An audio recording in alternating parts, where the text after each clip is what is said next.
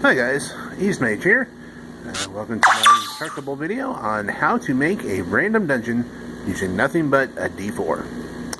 A lot of computer generated algorithms that you will find online are a little bit limited on exactly how random they can be. A lot of them will use a certain number of rooms, a certain length of hallways, blah blah blah blah. This is a completely random way. This is useful for making things like caves and ruins to explore instead of another dungeon, after another dungeon, after another dungeon, after another dungeon. If you have free time on your hands, which a lot of DMs do, I'm sure this is going to be a pretty new thing for you to try. So what you need is one handy dandy sheet of paper. Obviously graph paper is best, but if you're like me and lazy or broke, you can use regular notebook paper. You will also need dice. You'll see my beautiful collection of dice I've accumulated over the years. There we go, nice variations in shapes and sizes. I'm particularly proud of the ones like this. This is an oblong shape cylinder. This is a D20, and you just, instead of an icosahedron, it's just a bunch of triangles arranged around a cone. So you spin it, and the face it lands up on is 4. Yeah, that's the uppermost face. So yes, you really should be using a D4. If you don't have a D4, you are a terrible DM. Please rectify the situation immediately and go out and buy a D4 for like 80 cents. If that's too much for you, you can use a couple of D6s. Don't do that. That's the lazy way out. Okay, so begin by marking off your grid. You need to do this in an even number of squares, usually 10 by 10, maybe 20 by 20. 16 by 16 is okay too. Just whatever it is, it has to be even dimensions on both sides. Since I'm using graph paper, or not using graph paper, let's see here, 10, that is 10 lines. Doo -doo. 3, 4, 5, 6, 7, 8, 9, 10. Obviously, since these already have the lines on them, this is unnecessary, but whatever, I don't care. Okay, now, for the next part, draw a grid of 16 of these, arranged in a 4x4 pattern.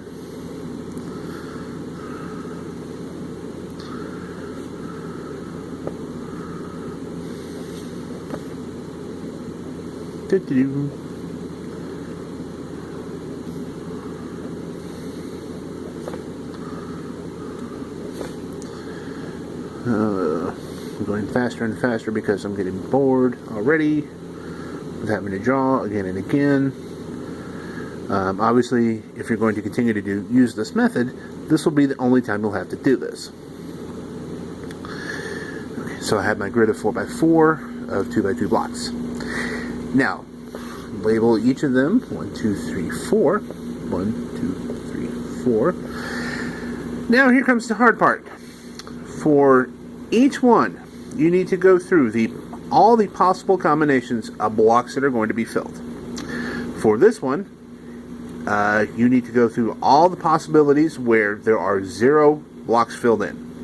Since there's only one where it's completely blank, you can just skip this one for now. For the next 4, you will need to fill in the possibilities where there are 1 block filled in. There are 4 of those. Upper left, upper right, lower left, continue on the next line with lower right. Now, there are 6 possibilities for having 2 blocks filled in. There are these 2, these 2, these 2, these 2, these two, and these two.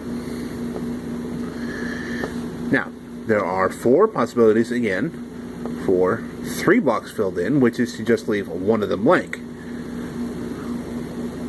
Upper left blank, upper right blank, lower left blank, and lower right blank. And then obviously there's one possibility for all 4 to be filled in. So you just do that. Now, to create your grid, just roll the D4 twice. 3, 4. So I go to row 3, column 4. Or column 3, row 4, whichever you want to do. You can do it in either order. It doesn't actually matter. And I find this block here. I copy this block to this position in my main grid. And then I do it again. 2, 1. That's this block here. And I do it again. 4, 1, 4, 1.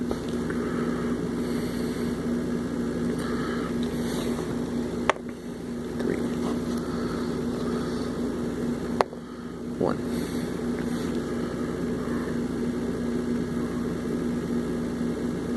Ah! I messed that one up. No! That's okay. We can just fudge it. 3, 3. Okay, 3, 3. Now, obviously, this is going to create some dead ends, some blocked off passages. You can fix those when you get done, if you like, or you can do it as you're going.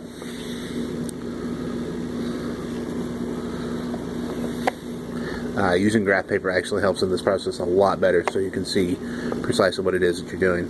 2, 2. You can count off the blocks a lot more easily. 1, 2.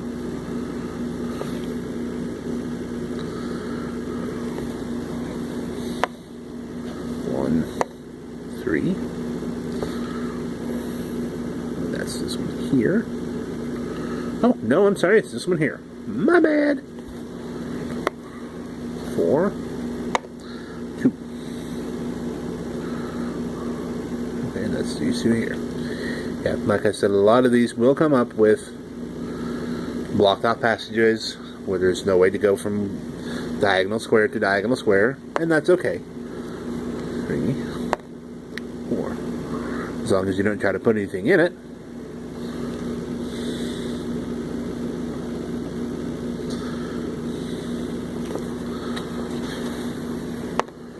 4, 2.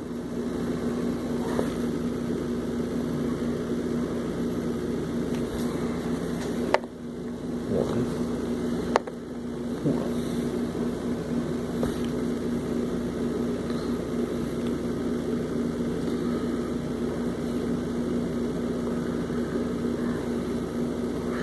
And the more you fill in, the more you see your dungeon start to take shape. 2, 2. I see now, if I hadn't fixed my error from last time, this would have been completely blocked off. But now as it stands, I have a very narrow passageway through right here. Provided I don't roll something with the upper left blocked. 1. Like I just did. Yeah, I don't really actually want to do it like that, so I'm going to skip this block and put the result from down here, so it'll look a little better. 3, 3. Okay. Nope, I can't do that. I can do this one this way though.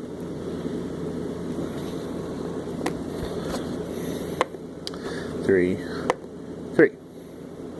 That's the one I just did, making another long passageway. See, this area over here would be pretty good to hide a monster den or some treasure. 1, 4. Again with that stupid combination. I'm going to put that one here also. 1, 1. Okay, so I'm going to leave that one as completely blank. And I'm going to continue on this line here. 2, 3. Alright, see, that works out nicely. Gives me another passageway there. 4, 3.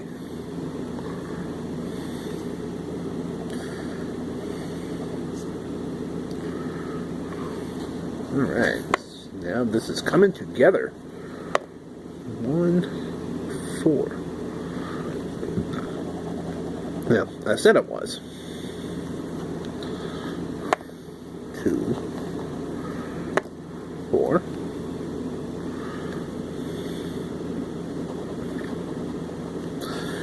If we don't get too many. 4, 1. Alright, see. That's that one there.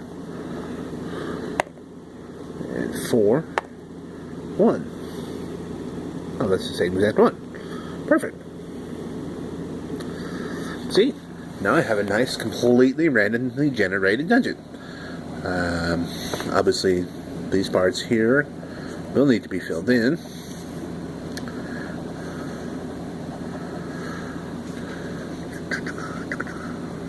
Since there's no access to them. I guess you could, if you wanted to, build them as trapdoors or secret passageways.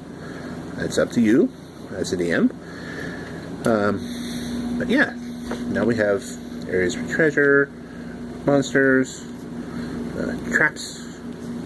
You can fill it up with whatever you want to. That's your role as DM.